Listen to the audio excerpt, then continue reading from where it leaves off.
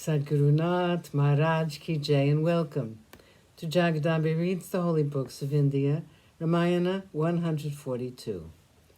As you may remember, Bharata was explaining to Bharadwaja why he left his army so far away. A king or prince should be very careful in his behavior toward the inmates of the ashrams. There is always danger of the army destroying the trees and the flowering shrubs here, and they will also most probably frighten the deer and the other animals in the ashram. That was the reason for my leaving them behind. "Let the army be brought here," said the rishi, and the prince obeyed him. The rishi then touched water and invoked Vishvakarma. And when he came, told him, "I want to entertain this army, and it is up to you to see that they are satisfied by my hospitality."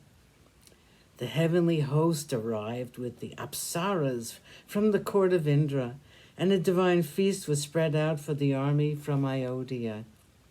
Music and dancing by the apsaras accompanied the feast, and every one of them was satisfied.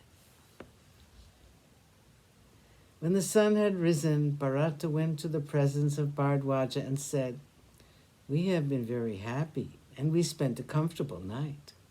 My army will not be able to forget this ashram at any time. They have all been happy, extremely happy. Please grant me leave to go in search of my brother. You must wish me well. You must also be kind enough to indicate the path I should follow to reach the hermitage of Rama." Bharadwaja described the path even as he had done to Rama, and added, "On the banks of the river Mandakini, Rama has built an ashram, and you will find him there." Before leaving the ashram, the queens of Dasarata came to Bharadwaja and prostrated before him. They made pradakshina to him and stood silent. The rishi asked Bharata, "Child, I can see that these are your mothers. Tell me, whose son is who?"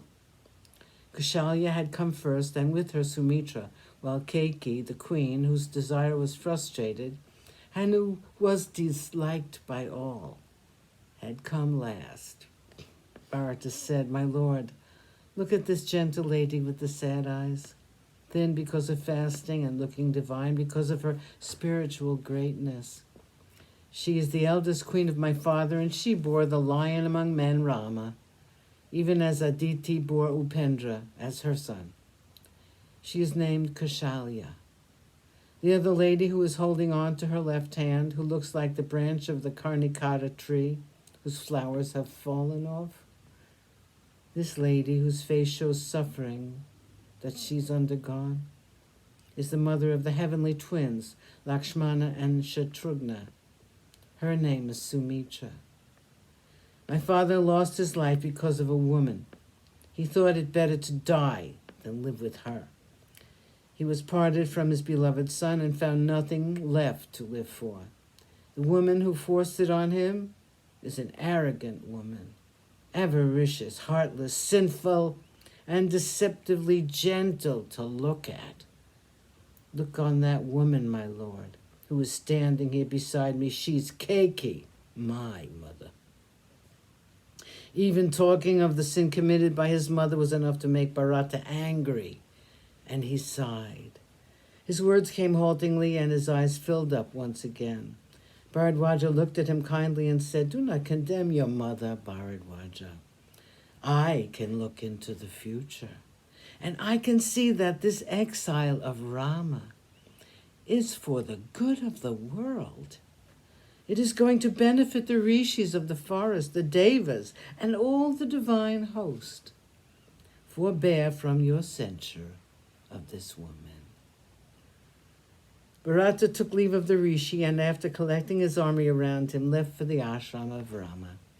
It took some time for them to get ready, lost as they were still in the intoxication of the previous night. Finally, the journey began.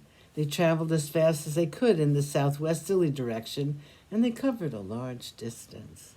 They passed forests, the rivers, and hills.